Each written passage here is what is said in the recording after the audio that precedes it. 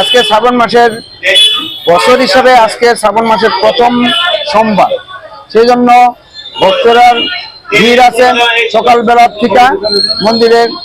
তাদের ঠাকুরকে বিভিন্ন জায়গার থেকে জল এনে ঠাকুরকে জল অভিষেক করছে, ঠাকুর শান্তি কামনায়, সবার মঙ্গল কামনার্থে, যার যার সংসারের কামনার্থে, যার যার নিজের কামনার্থে, সবার ভালোর জন্য এই পরমাত্মা শিবের কাছে আরাধনা করছে।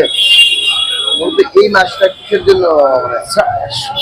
আজকের এই শ্রাবণ মাসের প্রথম সোমবারে শ্রাবণ মাসটা শিবের জন্ম মাস হিসেবেই সবাই গণ্য করে।